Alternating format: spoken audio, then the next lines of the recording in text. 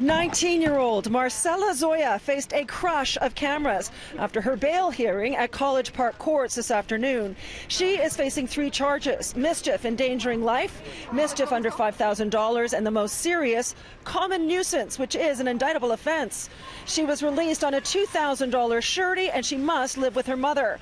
The media storm and public outrage began after this video was posted on social media showing a woman tossing a chair over the railing of a balcony from possibly as high as the 45th floor.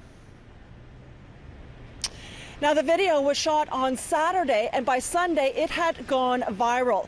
Marcella Zoya, when she appeared here in court, was in handcuffs, but she seemed relatively unperturbed by the seriousness of the charges she is facing, often smiling and giggling after she was released, although she said very little to reporters. Her lawyer, Greg Leslie, said that she was urged by other people in the apartment, which was an Airbnb rental, to toss the chair over the balcony, and he said that in fact she is very upset by all this intense scrutiny.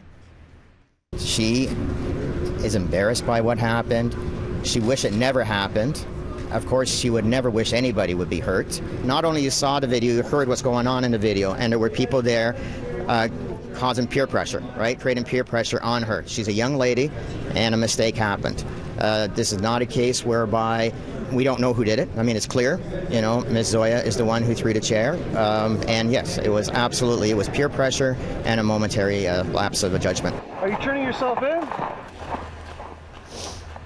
City News shot this exclusive video of Zoya turning herself in to 52 Division this morning at around 7 on the advice of her lawyer. Other conditions of her bail are that she may not associate with the 4 friends who were with her at the time. She may not go to the buildings at 55 and 65 Bremner Boulevard where the incident occurred, and may not possess any weapons. The judge feels confident that Zoya's mother is the most appropriate person to supervise her.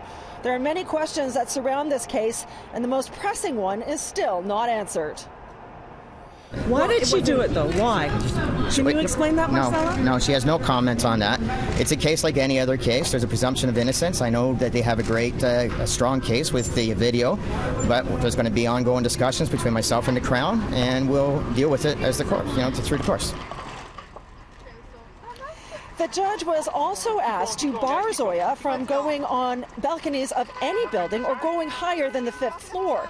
That was denied by the judge, but the head of the City Place Residents Association believes those conditions should have been imposed. He says the 20,000 people he represents have been talking about nothing else for the past 4 days.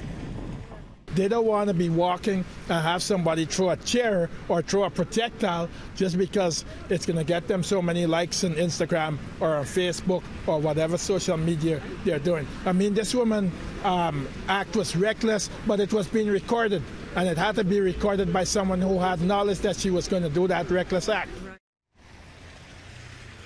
Now, Greg Leslie told the media today that police are still trying to track down the 4 people who were with Zoya at the time of the incident. He also said that he is hoping to resolve this case without going to trial.